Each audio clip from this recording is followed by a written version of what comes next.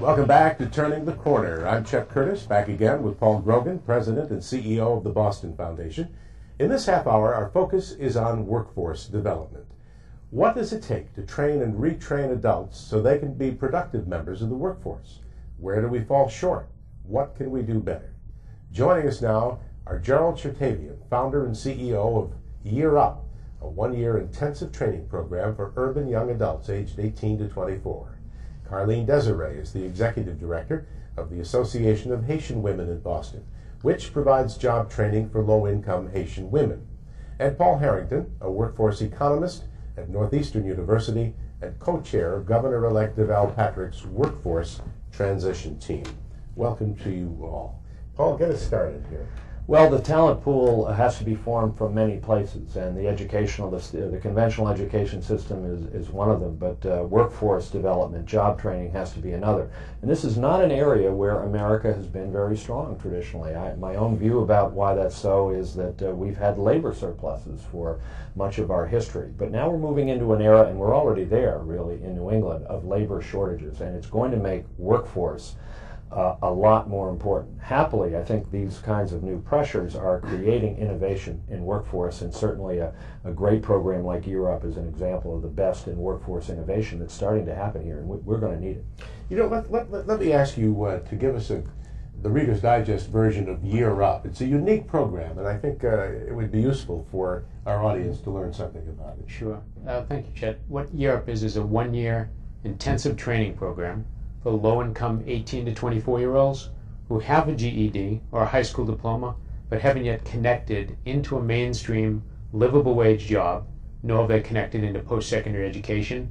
So it's a bridge for that young adult who came out of high school and didn't have a path into a job that could support a family or into education that could give them those skills required to earn a livable wage job. And it's not an easy ride, is it? No, we're pretty disciplined at our organization, but I guess the standards we have are totally consistent with the standards that any professional business would have for their entry-level employees.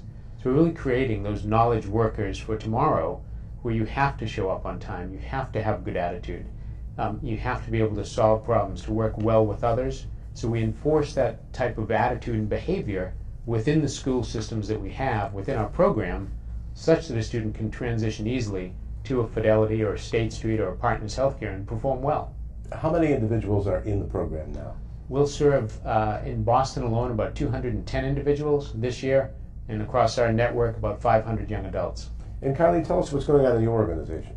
Well, I'm here to basically bring an immigrant perspective, to bring value as an immigrant. I was invited not only as the executive director of the Association of Haitian Women, but also as a member of the Massachusetts Immigrant and Refugee Advocacy Coalition, MIRA. And we have a situation where we have the population of Massachusetts, which is 17% immigrant, and 1 out of every 4 residents of Boston is an immigrant. So immigrant should be a strong focus in addressing workforce development.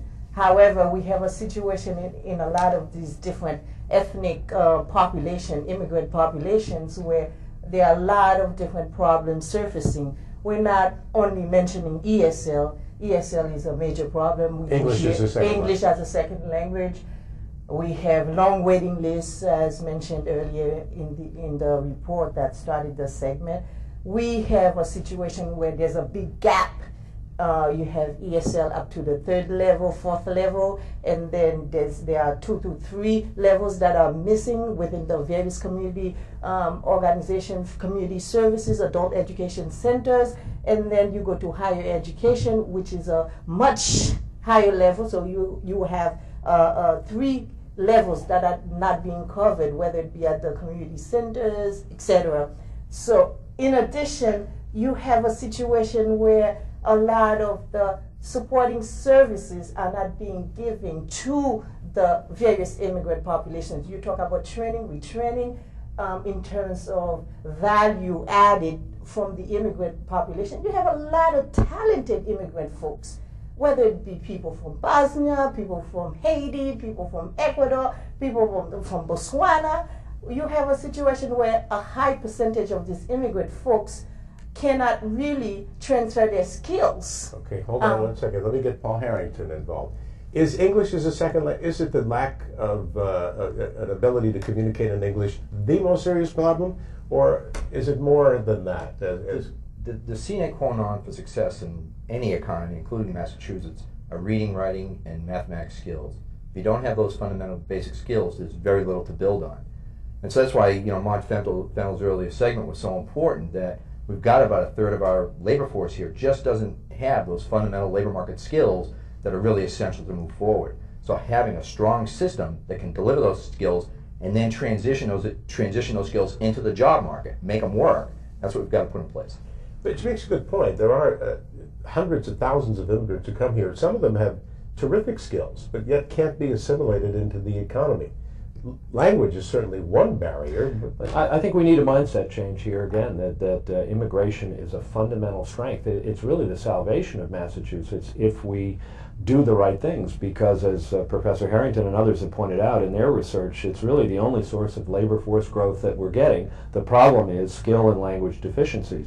So why shouldn't there be an all-out commitment to equipping immigrants as quickly as possible, to getting those waiting lists down to a very manageable level? Mass Inc. has done research that shows that an English proficient immigrant has much higher income, and therefore paying much higher taxes, of course, than immigrants that don't have English language skills. So we have increased the funding. The light bulb is going on slowly, but we just need a massive effort to make sure that our immigrant population can be as integrated and as productive as possible, as soon as possible. If I may add, I started to say a while ago the problem with not only those skillful immigrant folks, but we like focusing on the training, retraining.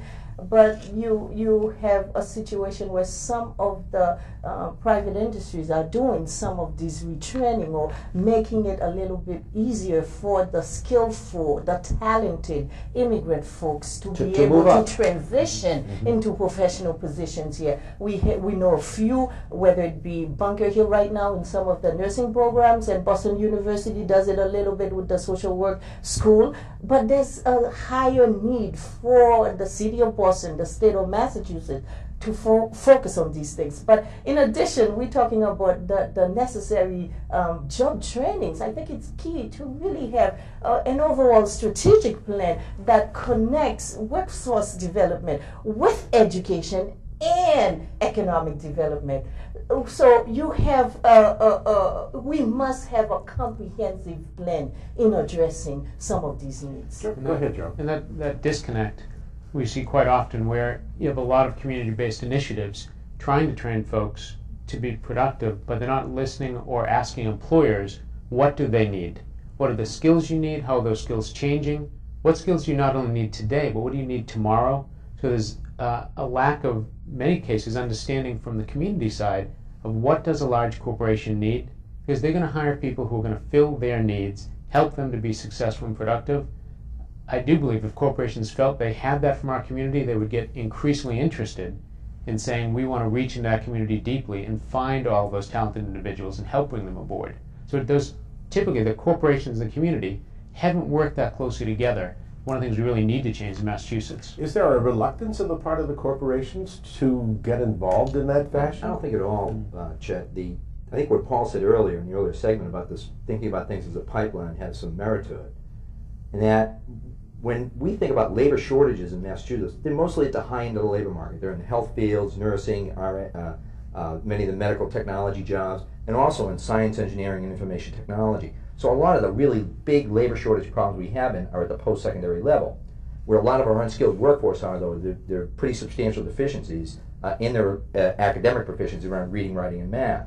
What that means is that the length of that pipeline has got to be pretty long and pretty substantial. It's going to cost some dough to make this thing work right, and it's going to cost some organizational time and talent to get it to work right as well. But you're seeing that start to happen in some of our big industries. I think healthcare is a great example. The major hospitals in Boston have really gotten religion on workforce development. Their human resources operations have really changed. They're focused on the kinds of partnerships with nonprofits that Gerald talked about. and they're making the kind of long-term institutional commitment. They're doing things like giving low-level employees paid release time during the workday to take courses so that they can move up for better jobs that are right there at the hospital. So the widespread adoption of these practices, plus a much larger public investment, as we've talked about, in things like English and basic skills, is really what we need. There's been an assumption that everyone has to get a college degree. If you look at the average student at UMass, works about 30 hours a week. If you look at our country, about 28% of Americans have a college degree, and only 1 out of 4 got that college degree between the ages of 18 and 22. 7% of this country. So the vast majority of our Americans, our citizens, are getting their degree while they're working. But they've got to make enough money while they're working to be able to consume higher education. So I think it's critical not to just see college as the only path to get into the mainstream, but to realize there are multiple pathways for young adults to take, some of which are a 2-year degree, some of which may be more vocations for knowledge-based economies that I think we have to embrace much more broadly rather than a monolithic, everyone must go to college, fixed term, full term, right out of high school. But I'm sorry, go ahead. If I may add, I second what you just said. I think it's appalling that the city of Boston has only one vocational high school. And it has been, according to many parents I've spoken with, difficult for some of their kids to get into that vocational school because of language barriers, because of so many different regulations they have. And you have some of these students who are at the high school level right now dropping out. In 2004, you had 205 students from Hyde Park High School dropping out. A lot of them are folks, from I work with folks, families from the Hyde Park, Dutch, Sir Mattapan area. So it really is alarming, and this is not happening at Hyde Park, but so many other schools in the Boston area. But to conclude, you have a situation where some of these students may not necessarily be the ones matriculated, the ones necessarily going to Harvard, Yale, or Northeastern, or whatever university it may be. But the vocational school could be an option. How do we make it more accessible to some of these folks? And this brings up the second issue, that having reading, writing, and math skills is the base, but employers are also looking for much stronger occupational proficiencies. Massachusetts is very fortunate. We have a terrific network of 26 regional vocational technical high schools that have done a fantastic job. They're probably among the best in the nation in generating strong outcomes for their students. The problem is that, like Madison Park, all of these schools are under capacity. I spoke to a superintendent a few days ago down in Dartmouth. He told me I could double the size of my entering freshman class. This is an Evoke Tech high school. And if you went to the facility, it's absolutely gorgeous. It's exactly what you want that to be. We dismantled vocational education in this country. It was almost a threat as a young person. If you don't behave, we'll send you to the Voc school. And that's how it was. And now we need vocational education for the knowledge-based industries, where you look at a hospital, and 60% of the allied health workers need a 2-year degree to be able to earn significantly above the livable wage market.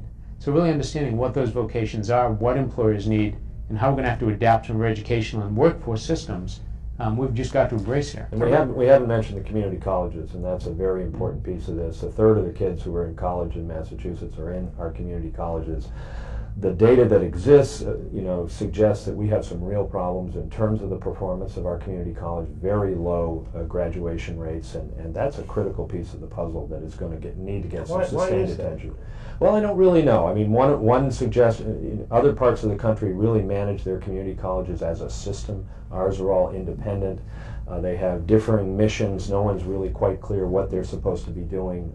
It really needs to be pulled together as part of this pipeline with real standards and data that is tracking the performance of those institutions. I read a report put out by Mass Inc. a short time ago. From 2003 to 2005, Massachusetts' labor force declined by nearly 2%. The only state to have registered a labor force decline for 3 consecutive years.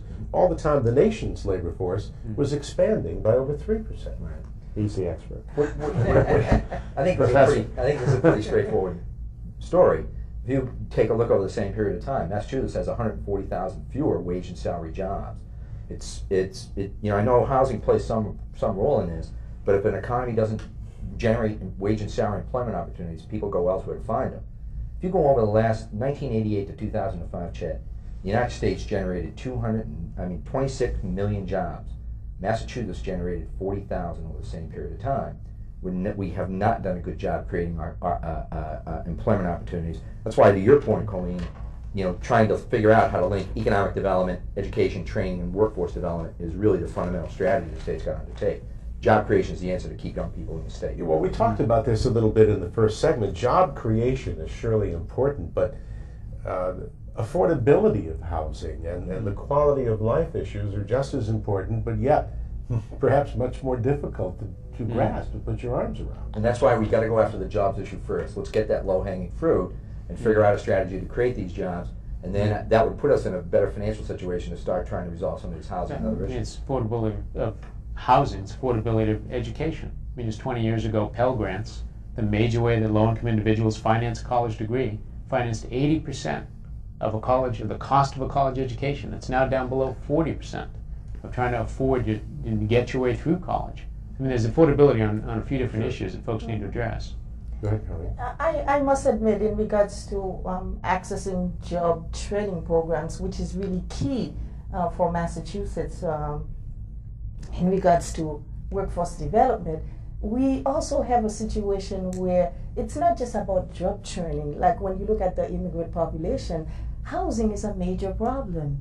You have the problem of housing that gets in the way. You have the problem of low wage positions, jobs that get in the way. We have a situation, whether it be in the Hispanic community, whether it be in the Haitian community, there's an increase of homelessness, not because of substance abuse, not because of the so many other traditional factors that would lead to homelessness. It's because people are not making enough money to be able to pay their rents.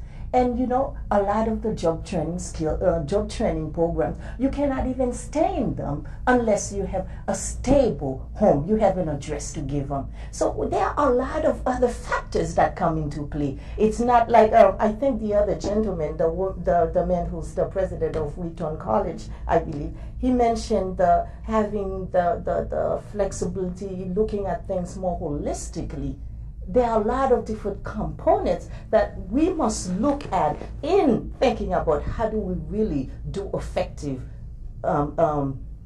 workforce development here in Massachusetts. We talked about job training. What about job retraining? You don't really hear too much about that. It's a tough issue because this, particularly for guys and women over the age of 50, this is a big deal. And the male labor force, you mentioned, male guys, labor force is declining. In this. Yeah, and it's that thing. When I first started looking at the labor force decline in men, I thought, well, we're aging out. It's all among guys under the age of 55, Chet.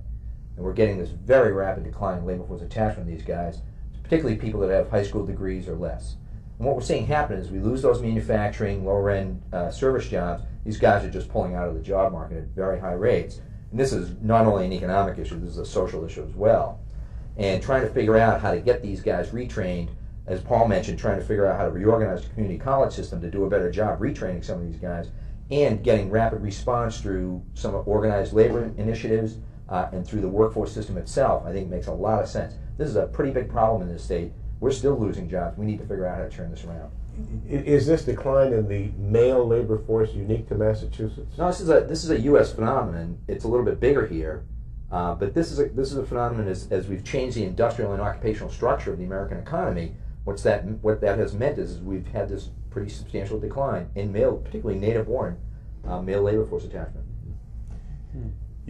Any chance of expanding your program beyond the age of 18 or 24?